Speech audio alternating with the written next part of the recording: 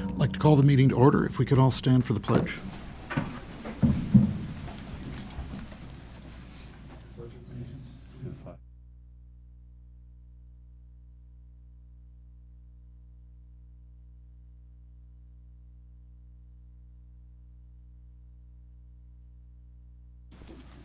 Welcome everyone to the March regular meeting of the Community High School District 94 Board of Education. Mission statement, please. Community High School strives to promote and provide growth experiences in learning, leadership, and living. Thank you, Rich. Board agreements, please. Board agreements. Board members are encouraged to attend school events, sporting events, fine arts events, community events as a spectator, as their time permits. Board members wishing to visit a school in official board capacity shall discuss with the superintendent purpose, official capacity, and the best time to visit. As a courtesy, notify the building principal of your visit. Check in with the office staff upon arrival. Follow campus guidelines for visitors. Sign in, guest badge, escort, etc. Respect staff time and allow staff to perform their duties. Not evaluate staff. Not give direction to any staff or students. Not accept gifts other than nominal tokens or favors from district employees. When visiting with teachers of their own children, board members will make it clear they are acting as parents rather than board members. If a board member observes an issue on campus, the concern will be communicated to the superintendent. Thank you, Lynn. Roll call, please. Mr. Brown. Here. Ms. Casey Mayer. Here. Ms. Doremus. Present. Ms. Munoz. Here. Mr. Nagel. Present. Mr. Stake. Present. Mr. Zuniga. Here. Student of the month.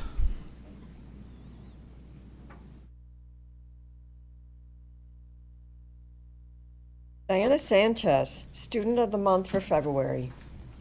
West Chicago Community High School has selected Diana Sanchez of West Chicago as Student of the Month for February 2023. Diana was selected by her teacher, who said, "Diana is an amazing young woman who is destined to succeed. A talented student leader, she treats each challenge with enthusiasm and perpetually puts forth her best effort, even when the most difficult tasks confront her. These high standards she sets for herself consistently epitomize the principles of not only a successful student, but also a dynamic leader in her community." Diana, a senior, has been on regular or high honor roll every semester at West Chicago Community High School, earning a cumulative weighted grade point average of 5.040. She is a member of the French Honor Society and the National Honor Society. Throughout the year, Diana volunteers with organizations like Healthy West Chicago, Feed My Starving Children, Cards for Kids, and the City of West Chicago. She has previously interned for State Senator Karina Vila, giving back to her community and organizing events.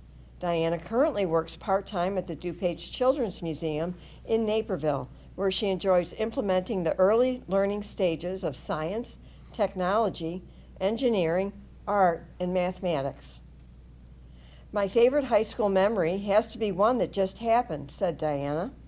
Roar hosted the Upstate 8 Leadership Conference here at WeGo, and we got a chance to show those in our conference what our community is like here at WeGo through Roar. The day ended on a highly positive note.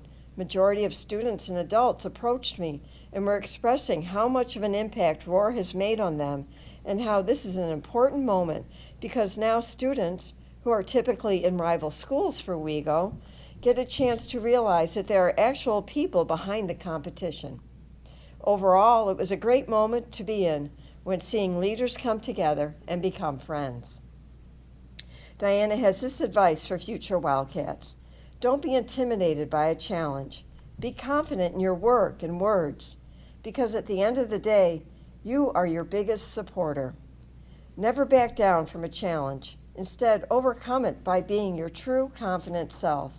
And when you face a roadblock, ask for help. Don't be stranded by yourself. Know that we're all human and therefore will face challenges, but never back down from one. After graduation, Diana plans to attend a 4-year university to double major in biology and neuroscience on a pre-med track. Thank you and congratulations.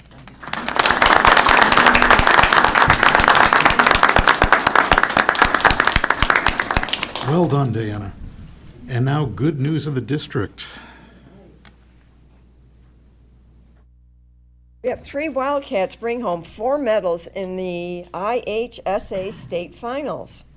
The Wildcat community is very proud to announce the 2 state champions and state runner-up that brought home a combined total of 4 state final medals from the IHSA's 3A competition. Nolan Allen, senior, was able to complete his senior season with a perfect 30-0 record at 152 pounds for boys wrestling and won first place. Our last male state champion was in 1993. Jaden Huesca Rodriguez, a junior, returned to state to defend her 2022 girls wrestling title. She went into the state finals undefeated at 192 pounds and finished this year in second place. Brady Johnson, a junior, broke his own 50-free record, taking second at state as well as first in the 100 back. Brady is our first ever state champion in swim. Congratulations to all 3 of you.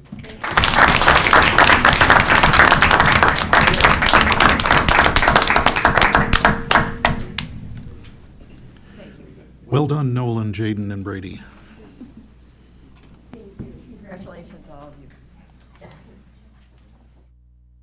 All right, that brings us to public participation.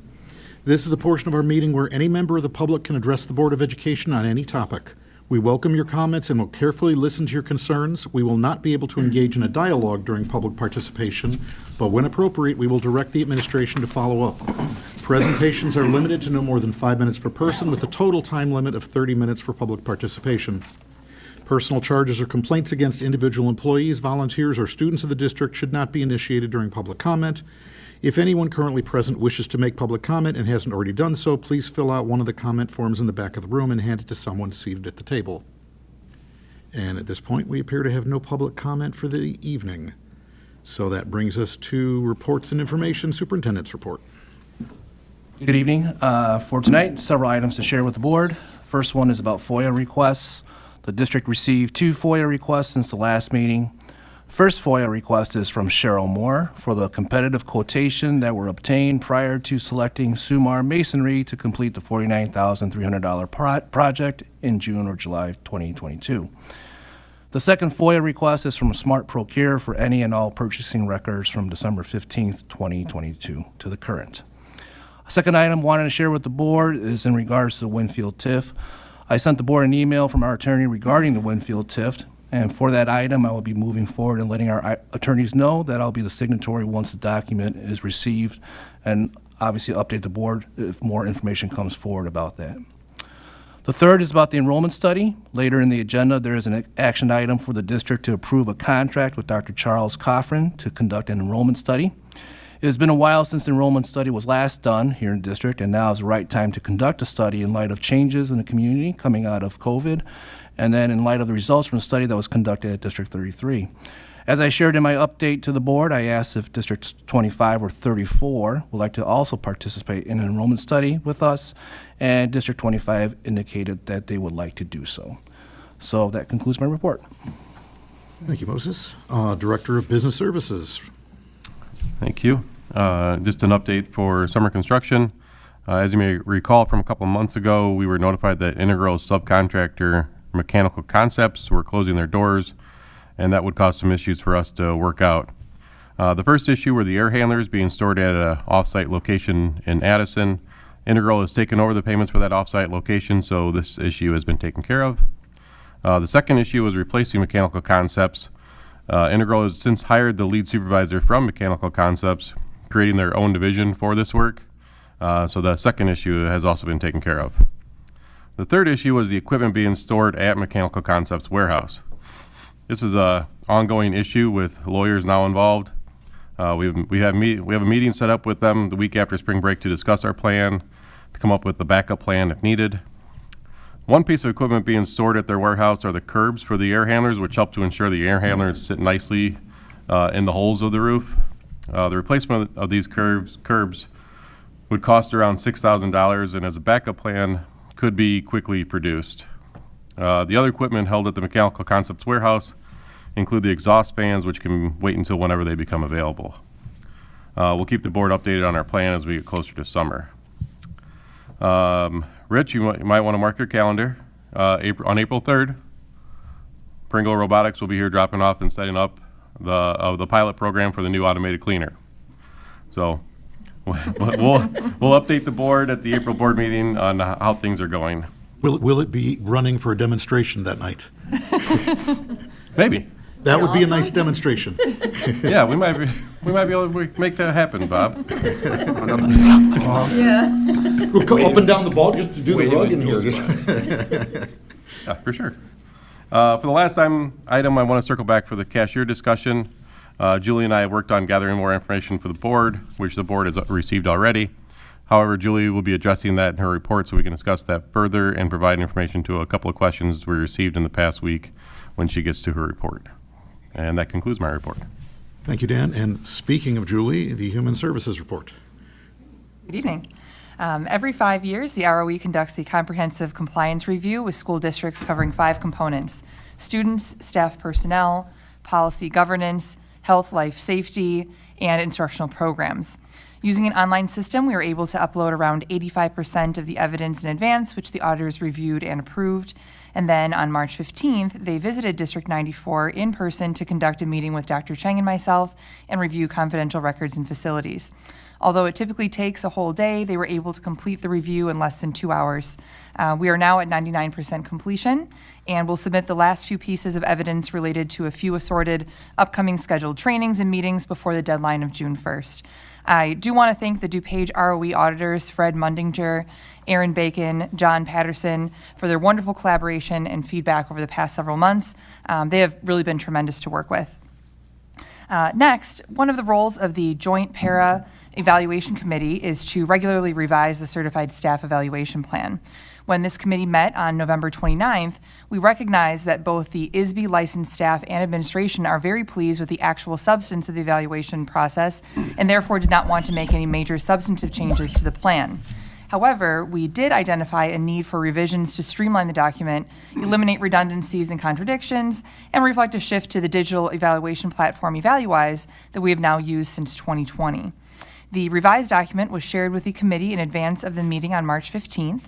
At that meeting, we reviewed the more modern design and updates to the structure of the document, and the committee unanimously approved the revision. The revised growth and evaluation framework has been shared with staff through Dr. Dwyer's monthly update and is available for inspection on the district's intranet via the HR website. While we're on the topic of Evaluwise, this has become a great tool for both certified staff members and evaluators. Knowing that the platform is so well received across the board, we have now moved the Senate Bill 7 annual requirement for the creation of a sequence of honorable dismissal onto Evaluwise as well. This allows certified staff to review their personal and evaluation information annually and increases transparency of the process. As was already shared with certified staff, but is worth mentioning again, we are not recommending a RIF for 23-24. I'm also pleased to share that the HR department is working with iTouch Biometrics to bring our own fingerprinting service to District 94. A bit of history here is that as a part of the onboarding process, we have been using the West Chicago Police Department for background checks for many years, and they have been a great partner. However, with the onset of COVID, the police department's availability for fingerprinting reduced to a 2-hour window once a week, and unfortunately, they've not been able to return to their pre-pandemic availability. As a result, we have been researching opportunities to bring fingerprinting on site by talking to a number of companies and visiting other districts that conduct their own background checks, and we landed on iTouch Biometrics, which is the same live scan vendor that the DuPage ROE uses as well. The per examination costs are the standard fee from the Illinois State Police without any upcharge from the live scan vendor. And the initial setup cost for the equipment is $4,000. Software installation for $990 and training is $600. Plus, there's around a $500 annual upkeep fee. And this will allow us to expand fingerprinting to all business hours, having it right here in-house, and being able to expedite the onboarding process, not only for our regular employees, but also for coaches, subs, student teachers, volunteers, contract workers. All of these stakeholders are going to greatly benefit from having this on site. Installation is scheduled for March 28th, and the HR staff has already been certified through the Illinois State Police to conduct the live scans. We look forward to improving the onboarding experience for new hires, and at some point in the future, we also hope to be able to extend the service to our feeder districts as part of our continued effort to collaborate through shared resources. Now, following some questions regarding the proposed cashier position at the March 7th COW meeting, Dan and I had an opportunity to share additional information with the board, and so I wanted to take a moment to summarize that here tonight. For starters, the centralization of money handling is a highly recognized standard for proper management of cash handling and payment processing, which comes recommended by our auditors. The primary responsibility of the cashier position is to be the central point person for receiving monetary transactions, as well as issuing proper receipts, entering data, and maintaining financial records related to monetary transactions. Already this year, there have been over $600,000 in cash and check transactions. For the 18-19 school year, which was the last regular year pre-pandemic, the total cash and check transactions is estimated at around $840,000, which is around 60% of all transactions. Common transactions include, but are not limited to, field trips, registration fees, fines, transcripts, fundraisers, home event tickets, miscellaneous school fees, cash boxes, testing, PE locks and shirts, summer school, sports camps, dance tickets, payment plans, athletic and activities. And all of these are currently handled by numerous people who are spread across all departments. A natural task for this position would be oversight of the school bookstore. Currently, the activities director oversees the bookstore with a student worker who's available only intermittently. So this position creates an opportunity to expand access while increasing the scope of the services that are provided in the bookstore. In terms of impact, the current position that would receive the most support is the admin assistant for student services, who has to multitask since numerous parents show up at entrance H for assistance with registration, free lunch and waiver applications, etc., which creates a bottleneck, particularly during registration season from April through August. The addition of the cashier position allows the cash to be handled properly and recorded in a timely fashion while providing parents with the support and services at the same time. We do recommend, after some discussion, continuing with the title of cashier, as it is the standard most commonly used title for the position in other districts and will provide for the strongest candidate pool. The job description, which is included in your packet, indicates a few minor edits for clarification. We also want to emphasize the value of having another bilingual Spanish-English employee to serve the students and families of the district, as well as the cross-training of the cashier with other clerk positions. We understand that with this being a new position that entails new processes, there will be a need for substantial training and support through the onboarding process, and that's something that we're already preparing for. Rich, you had a great question about bonding.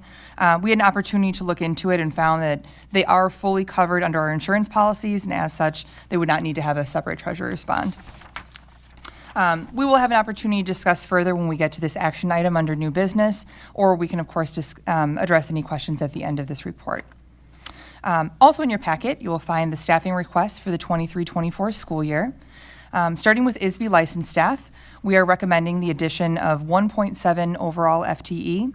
This includes a 1.0 family and consumer science teacher in response to an increase of around 160 additional requests for foods courses, particularly in the freshman cohort, in place of what has been a 0.2 fax overload for the past couple of years. It also includes the addition of a 1.0 SRC teacher with a math endorsement to provide more specialized intervention support.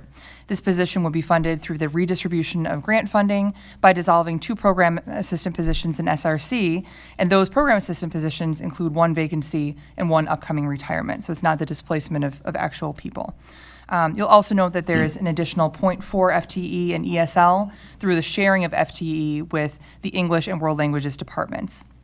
The support staff recommendation would include the addition of 1.0 FTE for the clerk cashier position, the reduction of 2.0 FTE for program assistants in SRC that we just discussed, and the reassignment of 1 program assistant to a personal care assistant job coach position within the special education department.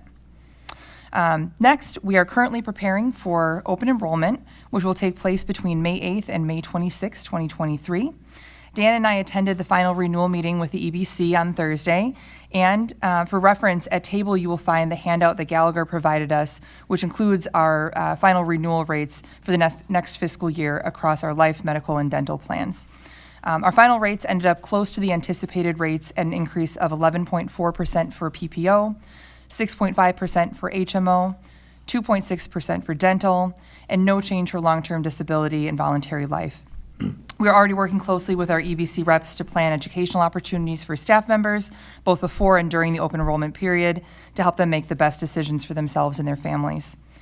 And last but not least, I am very excited to introduce you to our recommended candidate for Assistant Director of Specialized Services, Megan Payleitner. Megan, if you'll please stand. Thank you. Megan Payleitner is currently serving as a special education teacher and den time lead teacher with West Chicago Community High School. Before coming to District 94, Megan worked as a transition teacher with Mid-Valley Special Education Cooperative, a high school special education teacher with St. Charles School District 303, and a life skills teacher with Kendall County Special Education Cooperative. And she has previous leadership experience as both a PLC leader and lead transition teacher.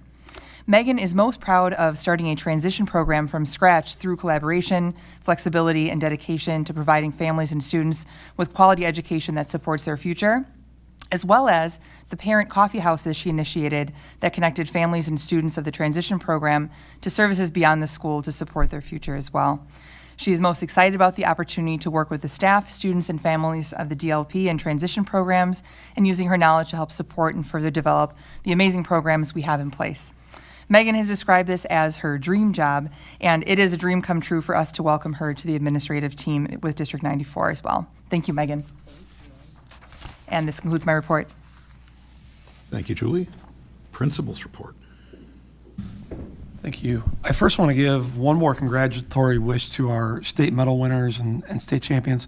These were really incredible individual accomplishments these kids had, and the impact it's had on the school spirit around WeGo has just been tremendous. We had a school-wide parade within the building to commemorate them last week, and it was fantastic. I also want to give a shout out to our ROAR program. As our Student of the Month, Diana mentioned, last month we hosted the Upstate 8 Leadership Conference that really closely mirrors our ROAR model. The attendees there were so impressed with the workshop that our students and staff conducted that many conference schools sent representatives to last week's ROAR session that we hosted here so that they could observe, learn, and then conduct their own models later on their campuses. It really is a testament to the wonderful social emotional supports that we build into school. And so the board is familiar. ROAR is an opportunity that every student gets at least one time in their 4 years here at WeGo. It was fantastic. I also want to really congratulate our drama team, who will be driving to the state finals in Peoria this weekend to compete in the IHSA contest play and group interpretation finals.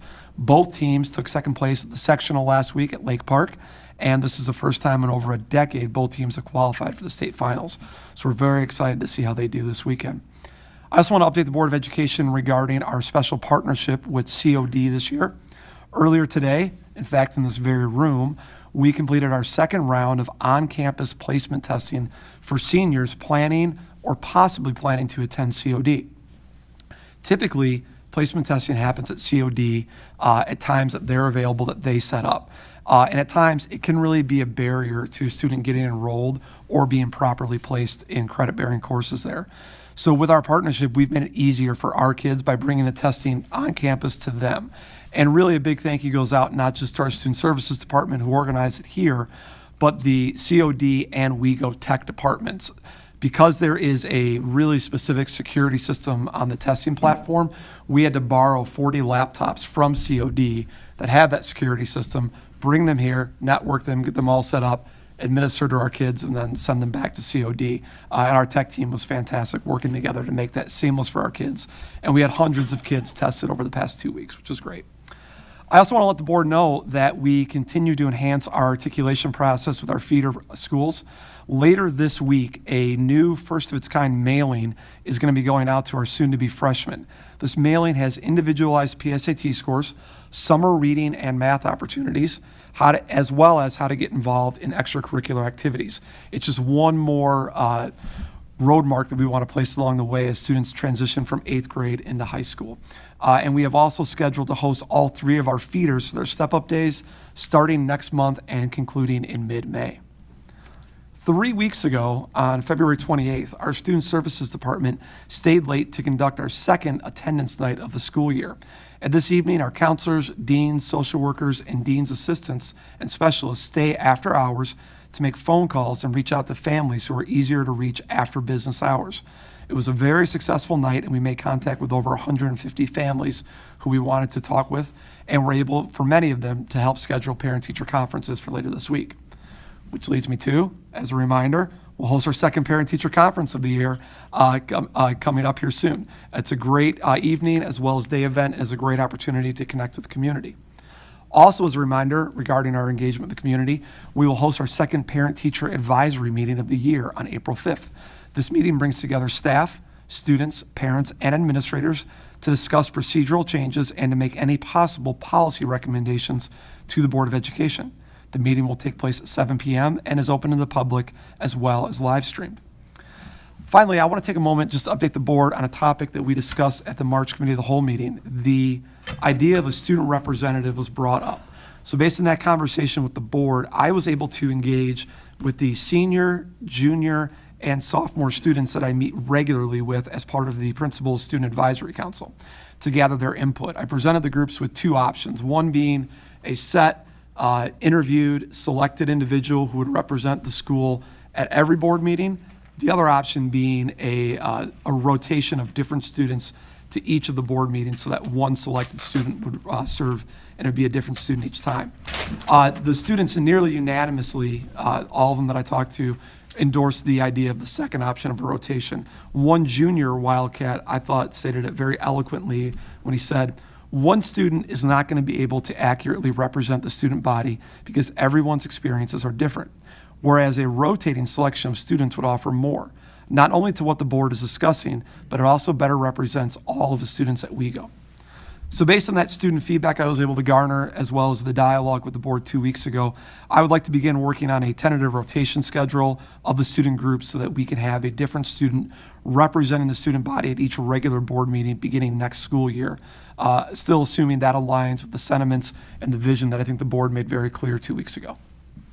I see a lot of good positive body language on that one. Good. All right. Let the record show. And then finally, last but not least, you have the attendance and discipline data in your packets. And that concludes my report. Thank you for that, Will. Committee and representative reports. Any update from the world of SACID? No, our meeting's tomorrow. Okay. Future dates. Committee of the Whole meeting that was previously scheduled for April 4th, 2023 has been canceled. Regular Board of Education meeting, April 18th. Special and Organizational Board of Education meeting, May 2nd, and Committee of the Whole meeting also on May 2nd, and regular Board of Education meeting on May 16th. That brings us to open comment for board members.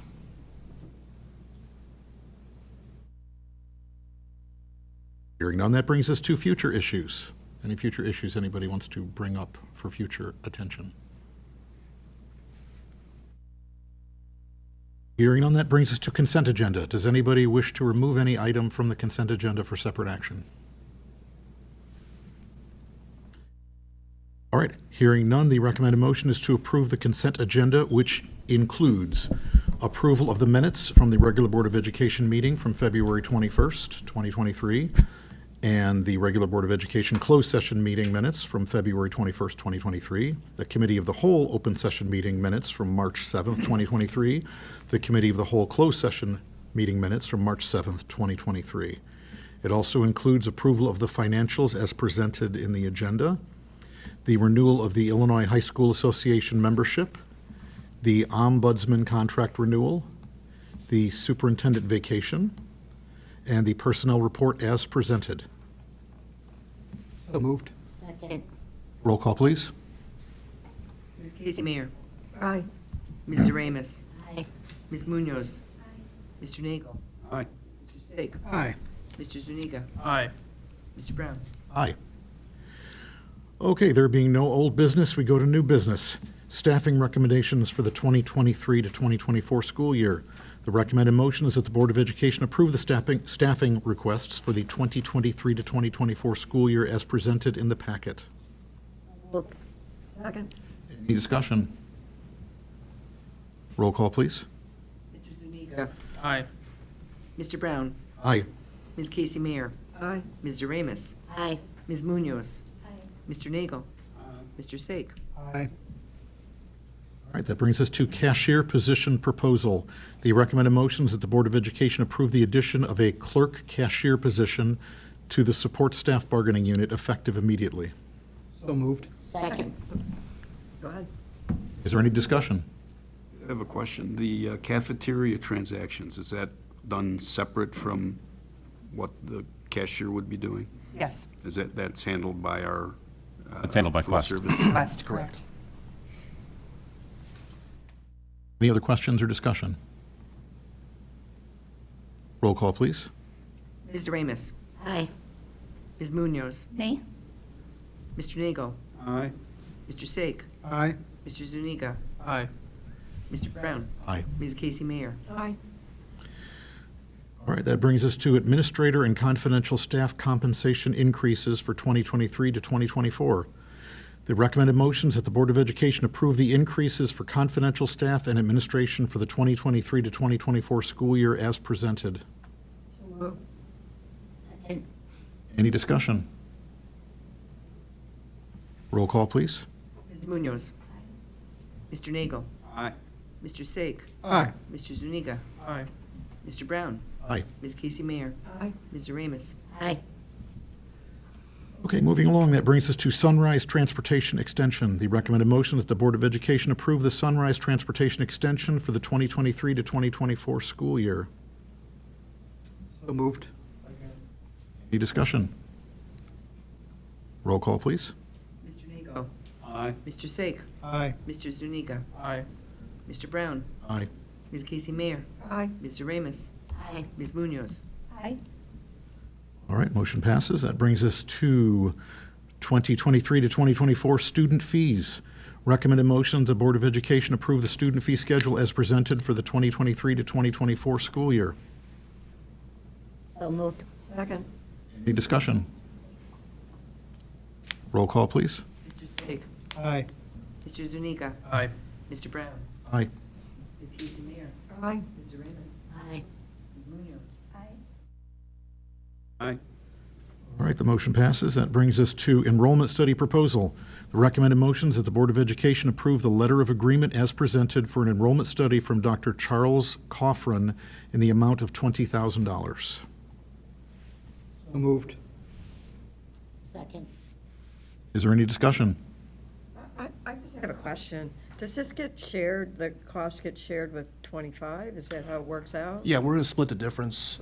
It won't be 50-50 because obviously 25 is a smaller district. And I did ask Dr. Charles Coffrin what his recommendation would be for a district of 25 size. And so that is what we're going to be offering to them as their portion of the 20,000.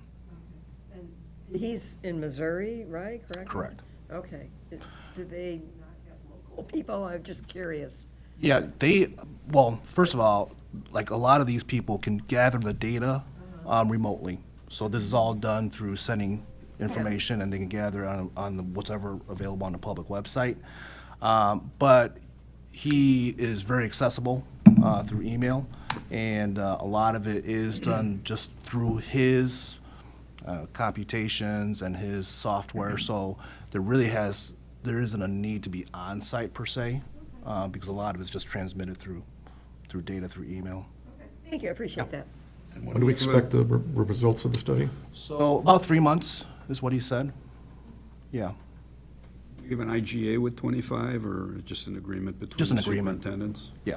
Their board is on board with it? he did inform his board about it, and they were in favor as well. Any other discussion? Roll call, please. Mr. Zuniga. Aye. Mr. Brown. Aye. Ms. Casey Mayer. Aye. Mr. Ramos. Aye. Ms. Munoz. Mr. Nagel. Mr. Sake. Aye. All right, the motion passes. SACID Articles of Agreement Amendment. Recommended motion that the Board of Education approve the proposed amendments to the SACID Articles of Joint Agreement. Any discussion? Roll call, please. Mr. Brown. Aye. Ms. Casey Mayer. Aye. Mr. Ramos. Aye. Ms. Munoz. Mr. Nagel. Aye. Mr. Sake. Aye. Mr. Zuniga. Motion passes. Jewel Labs Incorporated Litigation Settlement Approval.